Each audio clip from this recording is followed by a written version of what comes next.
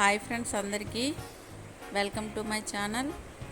ఇంట్లో సేమియా పాయసం ఈజీగా ఎలా తయారు చేసుకోవాలో ఇప్పుడు మనం చూద్దాం. ముందుగా స్టవ్ ఆన్ చేసుకొని కొంచెం మందంగా ఉన్న కడాయిని పెట్టి కొద్దిగా నెయ్యి వేసుకొని సేమియాని కొంచెం ఫ్రై చేసుకుందాం గోల్డ్ రంగులోకి వచ్చినంత వరకు.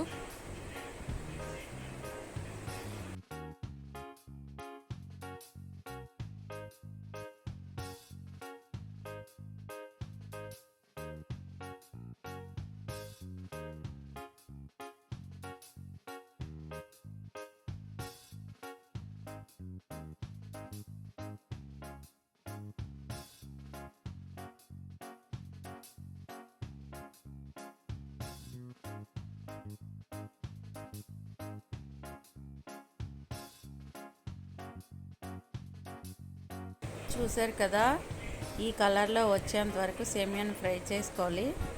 నెక్స్ట్ వేరే గిన్నె తీసుకొని అందులో 1/2 లీటర్ మిల్క్ తీసుకొని 1/2 లీటర్ వాటర్ కూడా మిక్స్ చేసుకోవాలండి.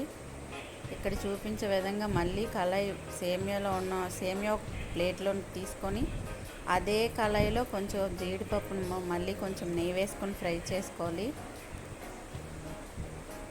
సేమియా పలుకులు కూడా జీడిపప్పు కూడా మళ్ళీ గోల్డ్ వర్ణంలోకి వచ్చినంత వరకు ఫ్రై చేసుకోవాలి.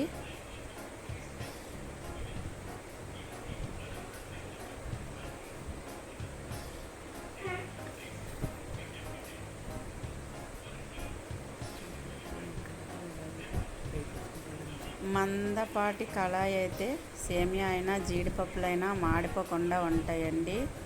అందుకే కొంచెం మందంగా ఉన్న గిన్నెలోనే ఫ్రై చేసుకోవాలి. పాలైతే మరిగాయి,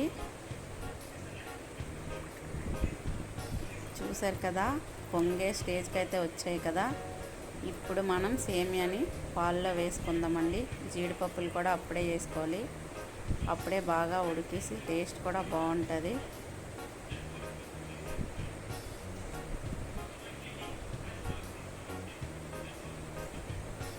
అలా సేమియాని పాలల్లో పాటు బాగా ఉడకనివ్వాలి. మధ్య మధ్యలో కలుపుతూ ఉండాలండి. ఏ గ్లాస్తో అయితే సేమియా మెజర్మెంట్ తీసుకున్నామో అదే గ్లాస్తో కూడా పంచదార కూడా సేమ్ అదే మెజర్మెంట్లో తీసుకోవాలి. కరెక్ట్గా సరిపోతుంది.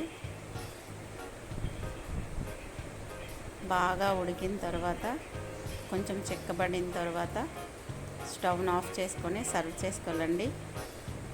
మనం తినే టేస్టీ సేమియా పాయసం ఈజీగా తయారైపోయింది.